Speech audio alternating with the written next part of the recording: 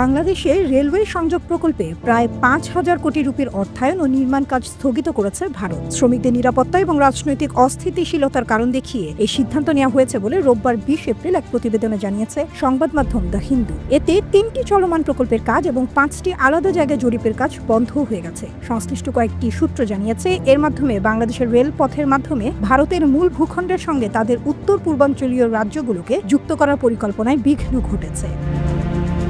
বাংলাদেশে নিজেদের rail network তৈরির বদলে এখন নয়াদিল্লি এই অর্থ দিয়ে উত্তর ভারতের রেলপথ অবকাঠামোকে উন্নত করছে। এছাড়া বাংলাদেশকে এড়িয়ে নেপাল ও ভুটানের মাধ্যমে মূল ভূখণ্ডের সঙ্গে সেভেন সিস্টার্সকে যুক্ত করার ব্যাপারে ভাবছে দেশটি। একটি সূত্র জানিয়েছে, নেপাল ও ভুটানের মাধ্যমে ৩৫০০ থেকে ৪,০০০ কোটি রুপির সংযোগ প্রকল্পের বিষয়ে চিন্তা ভাবনা হচ্ছে। দ্য হিন্দু জানিয়েছে, স্থগিত করা এই প্রকল্পগুলো ভারতের স্থলবেষ্টিত উত্তর পূর্বাঞ্চলীয় রাজ্যগুলোকে বাংলাদেশের মাধ্যমে যুক্ত করার জন্য খুবই গুরুত্বপূর্ণ ছিল। এই প্রকল্পের পরিকল্পনা ছিল সরু শিলিগুড়ি করিডোরের উপর থেকে নির্ভরশীলতা কমানো, যেটি ভারতের মূল ভূখণ্ড থেকে উত্তর পূর্বাঞ্চলীয় রাজ্যগুলোকে যুক্ত করার একমাত্র পথ। ভারতের সহযোগিতায় নির্মাণাধীন ৩টি প্রকল্পের মধ্যে রয়েছে Akhaura Agartala cross border rail সংযোগ এবং খুলাবুড়া শাহবাজপুর রেল লাইন, খুলনা মোংলা বন্দর রেল লাইন এবং ঢাকা টঙ্গী জয়দেবপুর রেল লাইন সম্প্রসারণ প্রকল্প।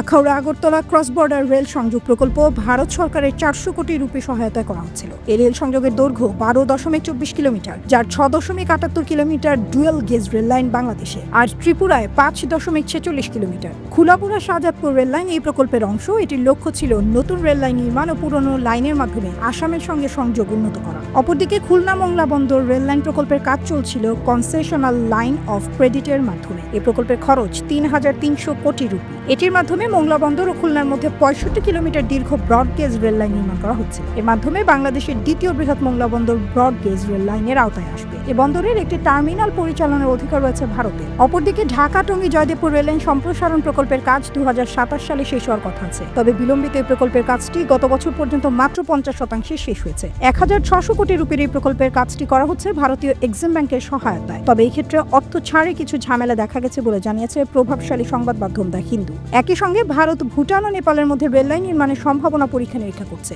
যদিও লজিস্টিক্যালি এই রুটগুলো খুবই জটিল হবে, তবে এগুলোর মাধ্যমে বাংলাদেশের ওপর থেকে নির্ভরশীলতা কমাতে পারবে ভারত।